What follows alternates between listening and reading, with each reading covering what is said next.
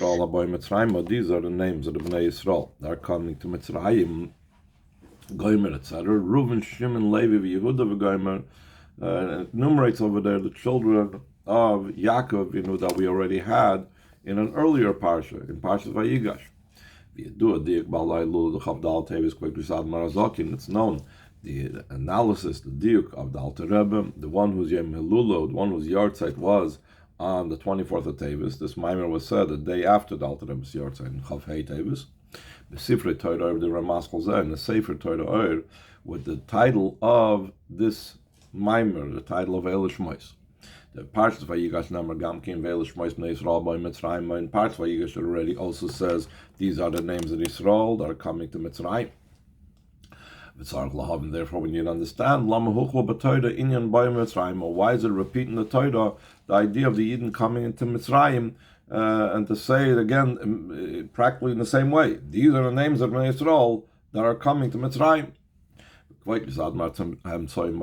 Mittler Rebbe adds additional to the question of the Alter Rebbe, the Ramaskal Zesher B'Toras Chaim. In this Maimer, the very same title in his Sefer called Toras Chaim. It's an explanation on the Maimer of the Alter Rebbe, and the Alter Rebbe also has an explanation on the Maimer, and the Mittler Rebbe's Maimer is an explanation both on the Alter Rebbe's Maimer and on the explanation of the Alter Rebbe. The Mittler Rebbe says it's known, the Torah is everlasting.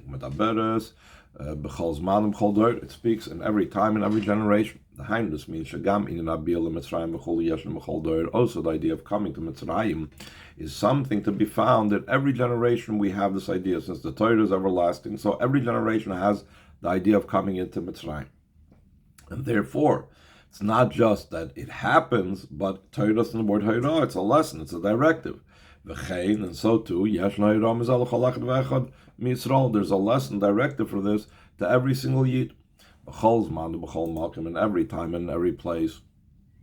Why is that so? That it has a lesson for every time, every place. The Torah in the word lesson and directive. Therefore, the lesson is everlasting, since the Torah is nitzchis. Since Torah is everlasting, so therefore the lesson that's derived from it is also everlasting. Since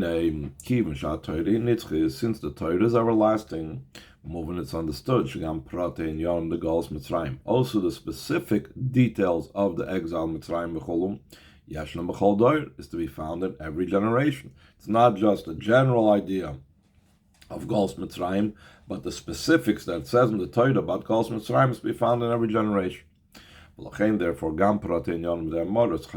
also the detailed matters that they made their lives bitter with difficult service and with bricks, etc. All their service that they did with it in difficult labor. Is also to be found in all the times.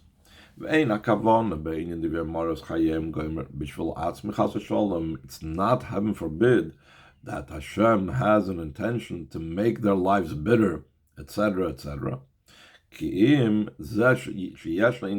only reason why there is this concept of all the difficult labor and their lives becoming bitter and so on, it's only for the sake of the redemption that will follow after all of this. Like it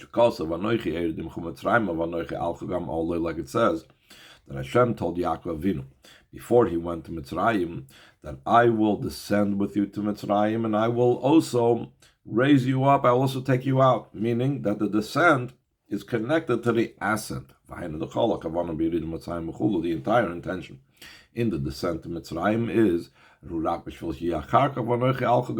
only that should be afterwards, I will surely raise you up.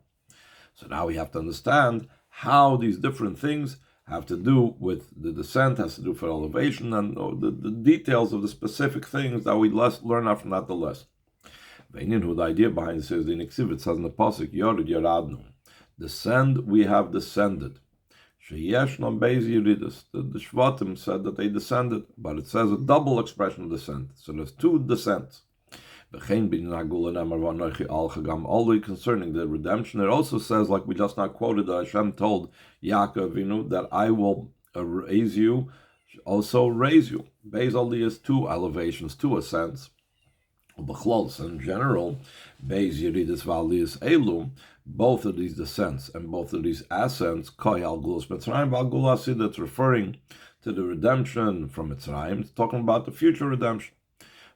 Seemingly, Maya Shaykhas ben Agul Mitzrayim L'Agula Sid, Shemekash Ma'asim Zalzeh. What's the connection between the redemption from Mitzrayim and the future redemption, that we connect one to the other? What's the association between them? Why are they connected one to another? That we're saying, I will take you up, also take you up. Last paragraph on the page, the idea behind this is, it says in the Pasuk, like your days going out of the land of Mitzrayim, I will show you wonders. So he's first going to talk about what's the simple meaning of the Pasuk. The simple meaning of this Pasuk is, just like when you went out of the land of Mitzrayim, there were wonders. Similar to this, I will show you wonders in the future redemption. In other words, you might think Gula of Mitzrayim was like over the top. There was the 10 Makkahs. There was before that the sticks turning into a snake. There was the Kriyas Yamsuf, see, and perhaps also including all the Nisim that followed them afterwards in the Midbar, in the Mon, and so on.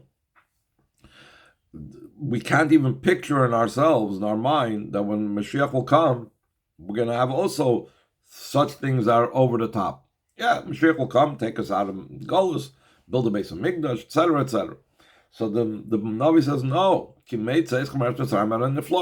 just like then, when you went out of Mitzrayim, there was all these over-the-top type of things. So too, with the Gula Asidah, there will also be all these over-the-top wonders and miracles. That's the simple meaning that the Navi is trying to say. On a deeper level, the Zohar explains, the Gula Asidah, you, Niflois, Afil Gaba Niflois, Shahoyu b'meitzeischam meretz Mitzrayim. Then the future redemption, there will be, the wonders will be even considered wonders even in comparison to going out of Mitzrayim. So in other words, it won't be like, okay, we had over there 10 Makkahs, we'll have 25 Makkahs, or etc. They split the sea, and like it says, they'll split the river over there when Mashiach comes. It will be of such a different caliber that even someone having witnessed what we went through when we went out of Mitzrayim will look at that, at what's going out, but with Mashiach's time, and says, wow, it blows my mind. Wasn't your mind already blown when you went out of Mitzrayim? No, because it's going to be so much above and beyond what we experienced when we went out of Mitzrayim. Despite that, so he says on the top of page 116, the very fact that the Pasuk compares the two, the wonders of Mitzrayim and the wonders of Mashiach's time, one to another. It's understood that there is a connection between them in their inner content. Not only are they similar to each other, because in both of them there's wonders. In other words, it's not the wonders that's a similarity. As he's about to say, the wonders is a result of the similarity. Because since in their inner content they have a common denominator, they are similar to each other, they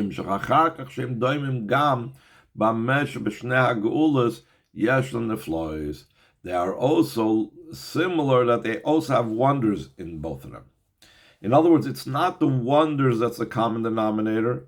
There's some inner common denominator, and it results in wonders. It's similar to what the Rebbe says about gematria. Now we find that two words share the same gematria. It doesn't mean that the gematria is why they are the same or why they are similar. It's the other way around. They have some inner connection between them.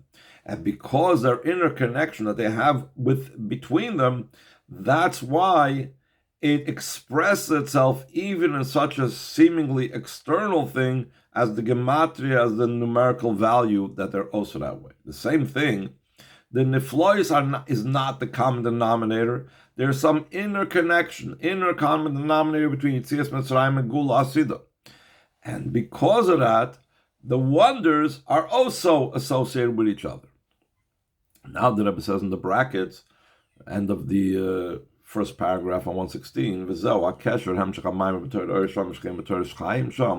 this is also the continuation, the connection of the continuation of the Maimer, that he says both in Torah Oida and Torah Chaim. After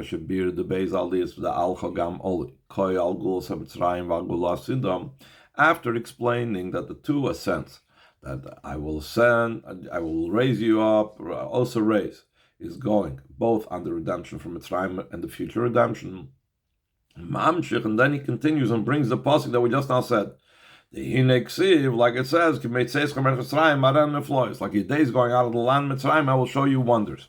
What's the point of bringing that pasuk after saying is going on the two ascents, the ascent out of Mitzrayim, the ascent out of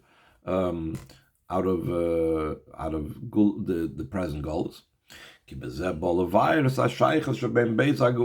By bringing this pasuk, it's coming to explain the connection, that you're seeing a connection between them.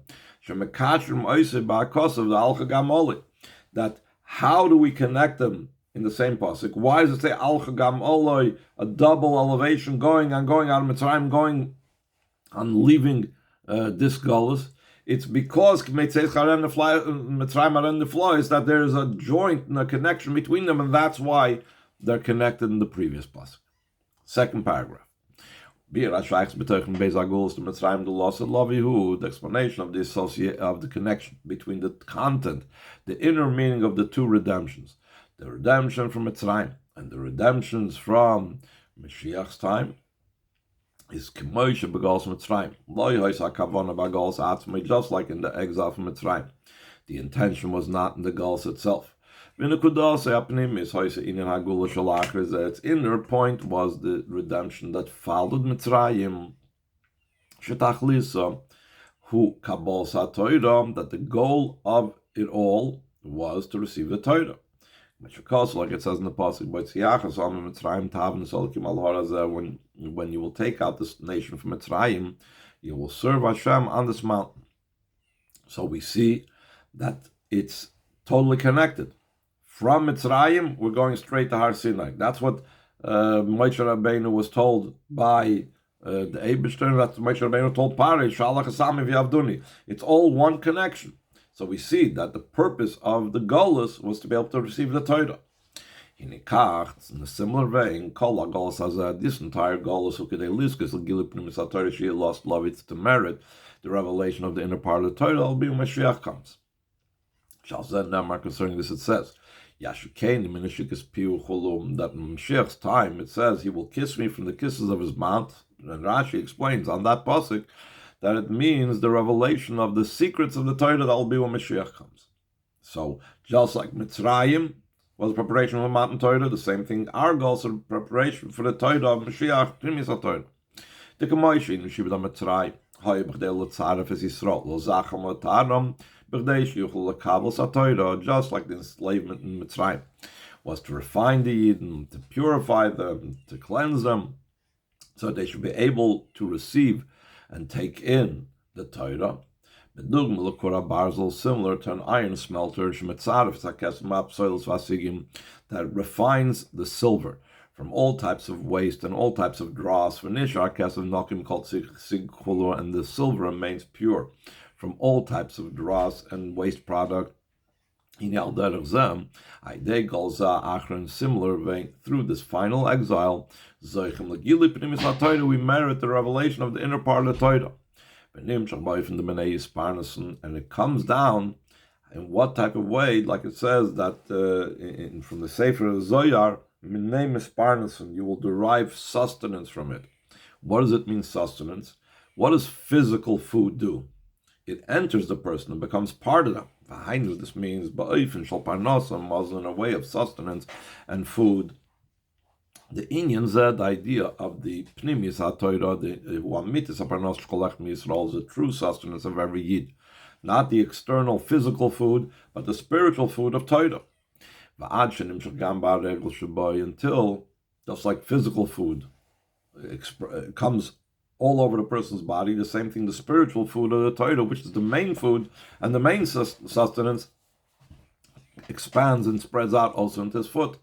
And affects even in the foot an expansion and a broadening, just like it says that Shmut that good news makes the bone broaden. So the same thing, the Pnimius HaTorah feeds the entire body and causes even the regel of the person, I guess the spiritual regel, his Kabbalah soil and so on, to expand and so on.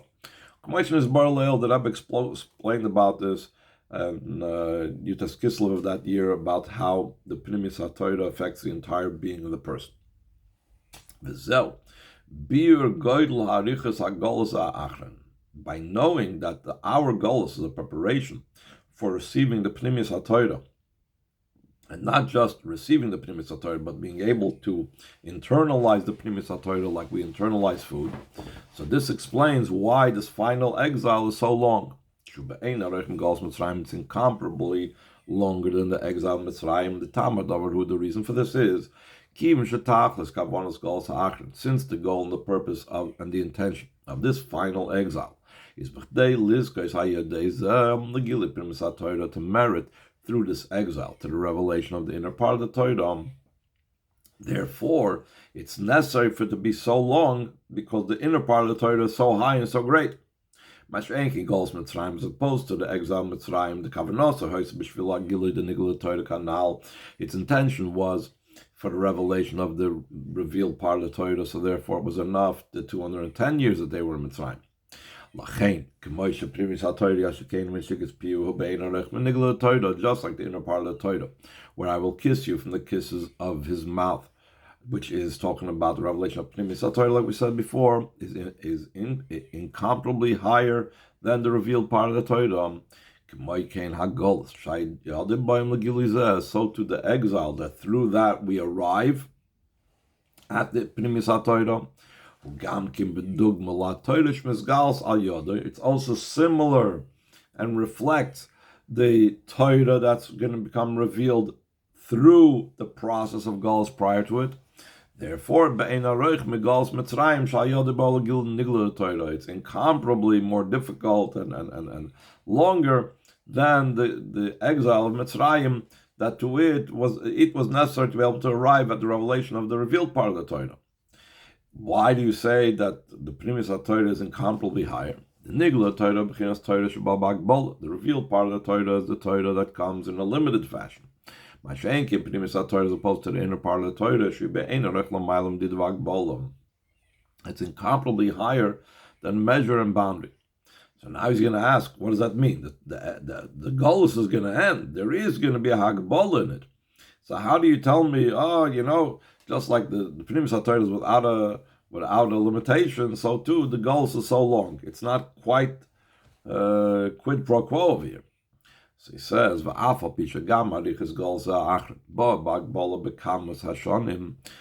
the length of this final exile that does have a limit, how many years it will be an end.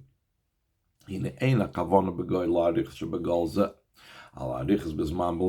intention over here, when we're talking about the length of this Golus, just length in time, which is also extraordinarily long in comparison to all previous exiles. But rather the length in a qualitative way, in the great suffering and problems, especially in the birth pangs of Mashiach, which is Chavli Leda, it's considered like birth pangs. These problems and these afflictions and suffering, these are incomparable from the suffering and pain that's in the exile of Mitzrayim. The intention is not that there should be, top of the next page of the Maimer, that there has to be tzaras v'yisurim, but rather the Rebbe is going to speak over here at length that anything that makes a Yid uncomfortable, that's already considered a tzara, it's considered suffering, and that's more than enough to be able to bring us to the state of receiving the Pnimius HaTorah. The Rebbe explains, top of page 117, Ki'im, in Yonim she'edem asim l'regulusei shel Yisrael, something that is not worthy and not corresponding to what a Yid is accustomed to. Was is nicht like the Gewohnheit von Ayiden, Bilvad. It's not according to what he's used to. Also, this is considered suffering. Like it says in the Gemara on the Pasuk that the Egyptians made the Yidden work with parach, breaking labor. They gave women's work to men. Though physically there is less intensive labor that a woman does than the man. The Isha Tash Koicha, because a woman, her energy is weaker. So obviously the physicality of her labor is much less. Still in all, for a man to do a woman's work, it's considered breaking labor because this is not something that they are accustomed to. So therefore, that is considered already avodas perach. In a similar vein, how much more so when we talk about something that's not according to the habit of even one yid, it's considered great suffering and pain. In other words, here we have, you switched for women to men, but for women it is normal. How about if you have something that's uncomfortable even for any yid? So then, that's even worse. How much more so, taken from the lesson of Nebuchadnezzar. It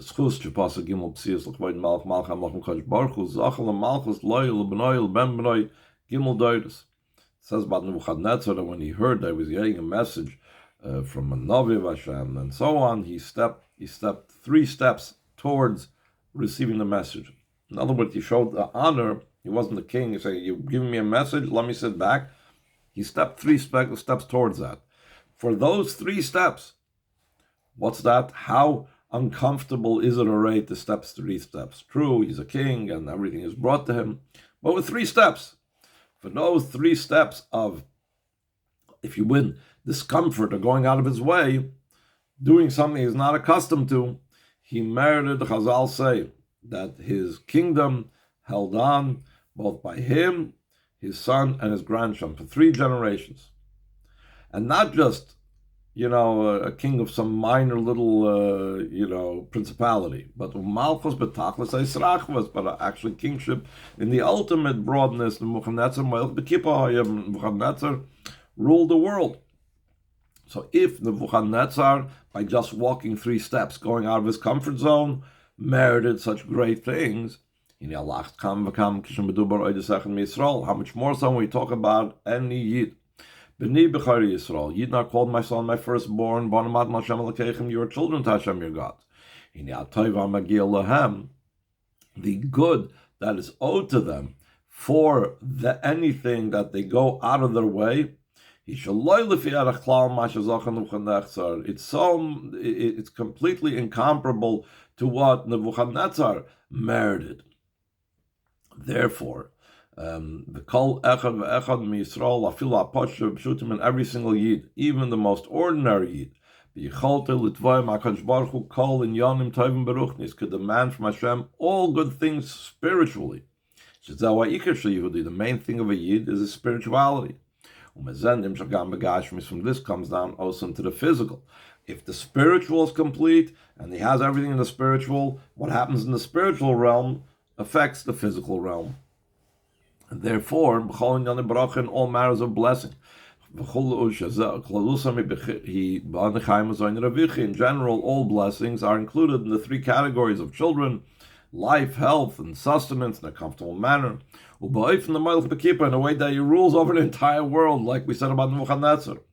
From this is understood,